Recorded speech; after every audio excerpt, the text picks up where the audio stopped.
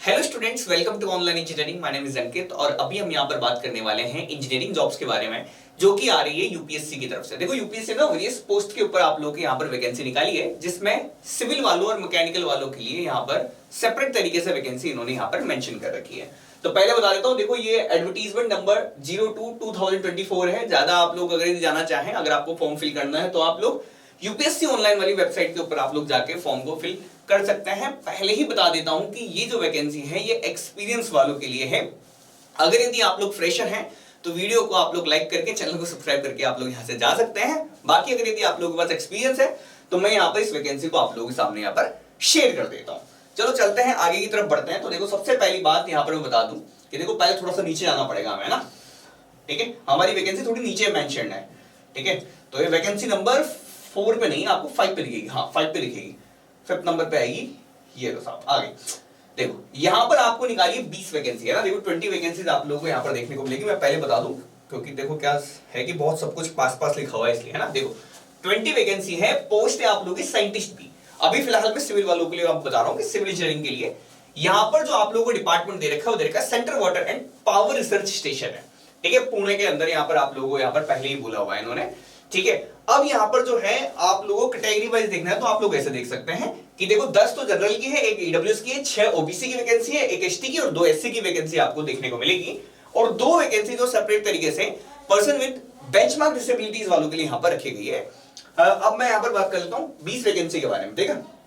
अब अगली बात आती है कि सर यहां पर जो है आप लोग की एज लिमिट वगैरह क्राइटेरिया क्या रहता है। तो देखो जैसे जैसे नीचे बढ़ते जाएंगे वैसे वैसे सारी चीजें इन्होंने यहां पर यहीं पे मेंशन कर रखी है। जैसे कि सबसे थोड़ा सा नीचे गए तो देखो यहां पर लिख रखा है आप लोगों को सबसे पहले तो यहां पर देख लो आप ये एज लिमिट के बारे में, एज क्राइटेरिया है ना।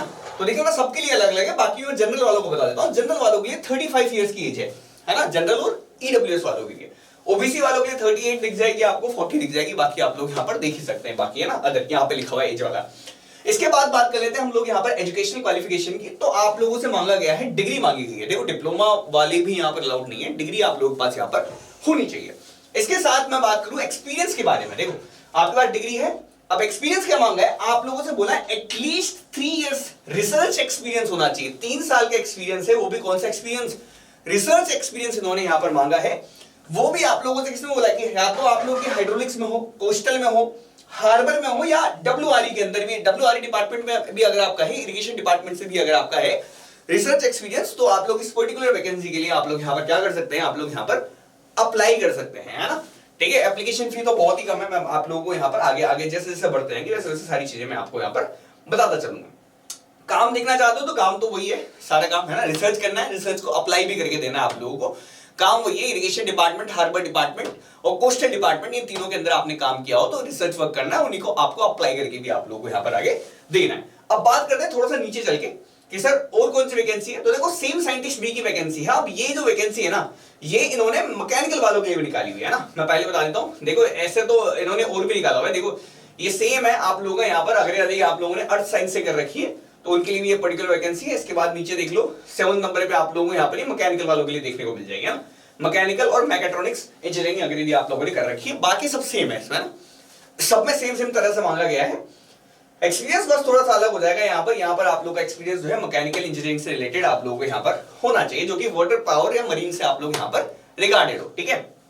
चलो अब बात कर लेते हैं हम लोग यहाँ पर नीचे की तरफ कि और सर क्या जनरल चीजें हैं जो कि हमें यहाँ पर पता होनी चाहिए।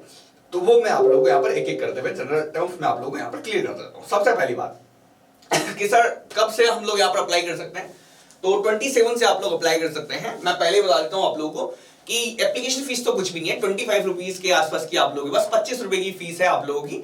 और यहाँ पर जो है अप्लाई आप लोग यहाँ पर कर सकते हैं। ऑनलाइन पोर्टल आप लोगों का खुल चुका है, और लेकिन 15 फेब से पहले ही आप लोग यहाँ पर इसको जो है क्लोज कर देना है ना, मतलब कुल मिला के ये बंद हो जाएगा। उसके पहले ही आप लोग यहाँ पर एप्लीकेशन अगर यदि आपको डालनी है तो आप लोग यहाँ पर डाल सकते हैं। अब बात करते हैं आगे की तरफ।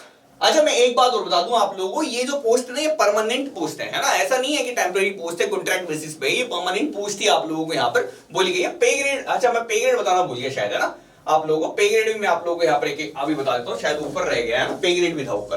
तो देखो पे स्केल बता देता हूँ मैं आप लोगों को इंजीनियरिंग वाली जॉब्स का। तो देखो लेवल 10 का रहेगा, है ना, पे मैट्रिक्स लेवल 10 का रहेगा, और 7 सीपीसी आप लोगों को यहाँ पर लगा हुआ मिलेगा। और साथ के साथ देखो ये लिखा हो द पोस्ट इज परमानेंट और यहां पर आप लोग देखोगे तो यहां पर ये गेजेटेड पोस्ट है आप लोग, याद रखना ग्रुप है कि गेजेटेड पोस्ट है आप लोग, है ना।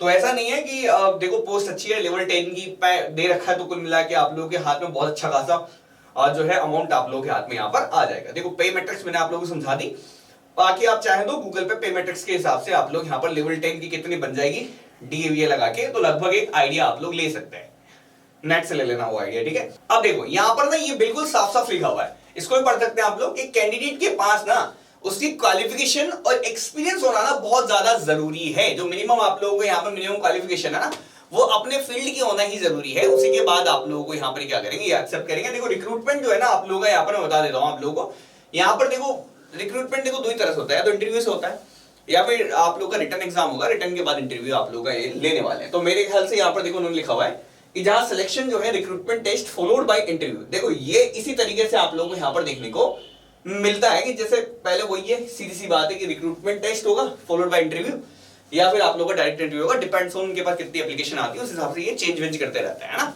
जैसे बिल्कुल कम एप्लीकेशन है तो फिर डायरेक्ट इंटरव्यू ले लेते हैं, अगर यदि ज्यादा एप्लीकेशन आ गई है तो फिर ये कैसा लेंगे, पहले रिक्रूटमेंट लेंगे और फिर मतलब पहले रिटर्न टेस्ट लेंगे, उसके बाद आप लोग यहाँ पर इंटरव्यू लेंगे।